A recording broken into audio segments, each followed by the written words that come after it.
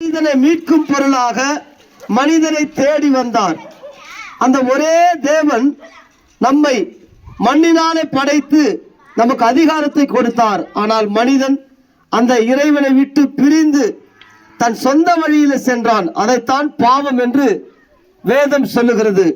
அந்த ஒன்றான தேவன் சாதியை படைக்கவில்லை, மதத்தை படைக்கவில்லை. அவர் ஒளியாய் இருக்கிறார். வார்த்தையினாலே அந்த சராசரங்களை படைத்தார். ஒரே ஒரு மனிதனை உருவாக்கினார். அந்த மனிதனுடைய விழாவிலிருந்து ஒரு பெண்ணை உண்டாக்கினார். தன்னோடு மனிதன் வாழும்படி பூமியிலே அவனை வைத்தார். ஆனால் அந்த ஒரே இறைவனை விட்டு மனிதன் பிரிந்து சென்றான். இதைத்தான் வேதம் பாவம் என்று சொல்லுகிறது. இந்த பாவத்தினுடைய விளைவுதான் இன்றைக்கு மனிதர்கள் ஒருவரை ஒருவர் கொலை செய்கிறார்கள். எங்கே பார்த்தாலும் ஊழல், எங்கே பார்த்தாலும் அசுத்தங்கள், கொலைகள், கொள்ளைகள், குடிப்பழக்கங்கள், போதை பழக்கங்கள் என்று தலைவிரித்து ஆடுகிறதை பார்க்கிறோம்.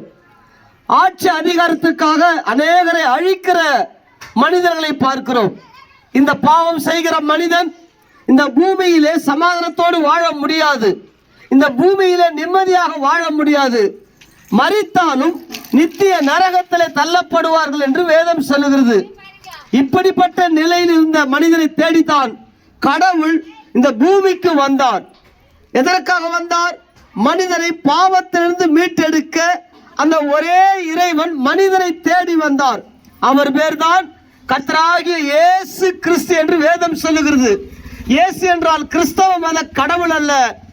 மனிதனை பாவ வாழ்க்கையிலிருந்து விடுதலையாக்க வந்தார். நாங்கள் எல்லாரும் ஒரு காலத்திலே குடிக்கு அடிமையானவர்களாக, சினிமா பழக்கத்துக்கு அடிமையானவர்களாக, சிகரெட்டுக்கு அடிமையானவர்களாக, சூதாட்டத்துக்கு அடிமையானவர்களாக கிடந்தோம். எத்தனையோ கோயில் குளங்களுக்கு சென்றோம். இந்த பாவ வாழ்க்கையிலிருந்து எங்களுக்கு விடுதலை இல்லை.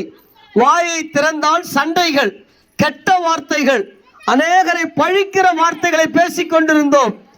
இந்த பாவத்திலிருந்து தான் எங்கள் வாழ்க்கை மாற்றப்பட்டது. போகாத கோயில் இல்லை, கும்பிடாத தெய்வங்கள் இல்லை. சூதாட்டத்திலிருந்து, சாராயத்திலிருந்து, சிகரெட்டிலிருந்து, கெட்ட வார்த்தையிலிருந்து, சினிமா போதை பழக்கத்திலிருந்து விடுவிக்க எந்த தெய்வமும் முன்வரவில்லை. அதனாலதான் அந்த ஒரே இறைவன் மனிதனாக வந்தார் என்ற அந்த உண்மையை கேட்டோம். அவர் பேர் இயேசு.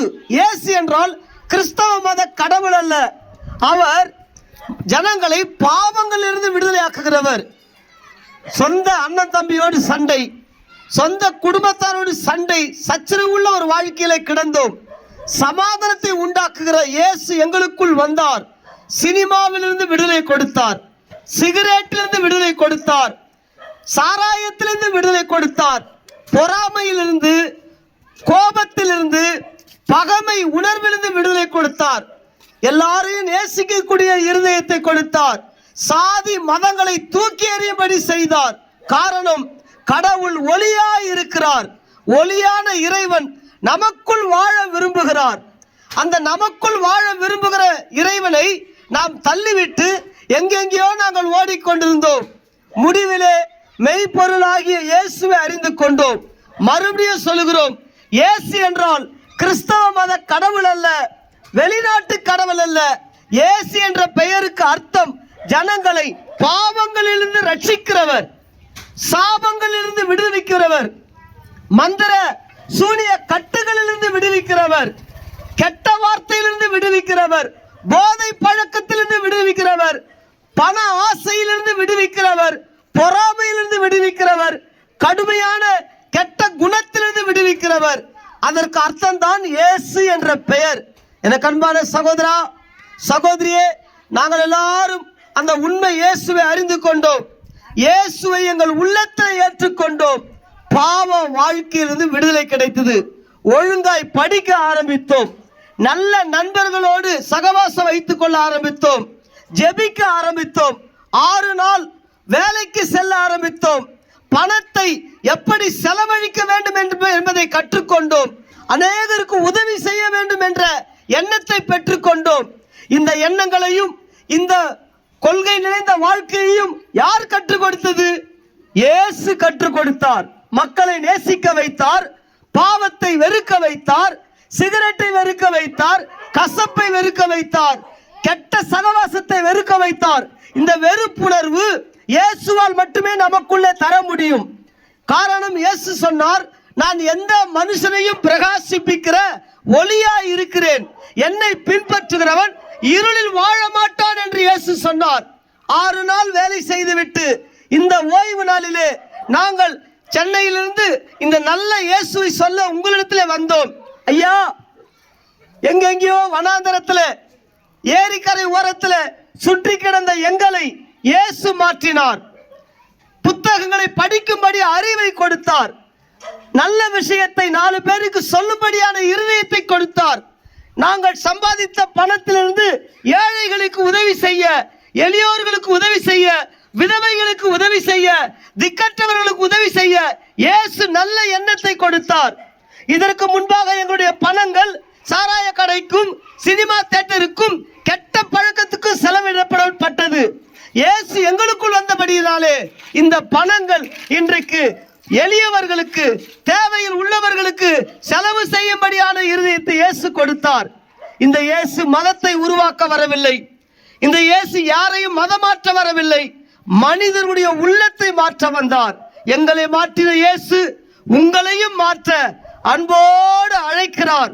வருத்தப்பட்டு பாரம் சுமக்கிறவர்களே, நீங்கள் எல்லாரும் என்னிடத்தில் வாருங்கள், நான் உங்களுக்கு இளைப்பாறுதல் தருகிறேன் என்று இயேசு அழைக்கிறார். இளைப்பாறுதலை தேடி அரசியல்வாதிகளிடத்தில் ஓடிக்கொண்டிருந்த எங்களை, சினிமா தியேட்டர்களுக்கு ஓடிக்கொண்டிருந்த எங்களை, சூதாட்டத்துக்கு ஓடிக்கொண்டிருந்த எங்களை, சிகரெட்டின் பின்னே ஓடிக்கொண்டிருந்த எங்களை, சாராய கடைகளின் பின்னே ஓடிக்கொண்டிருந்த எங்களை, அசுத்தமான பாவ வாழ்க்கைக்கு ஓடிக்கொண்டிருந்த எங்களை பரிசுத்தர் இயேசு எங்களை தெரிந்து கொண்டபடினாலே வாழ்க்கை மாறலாயிற்று.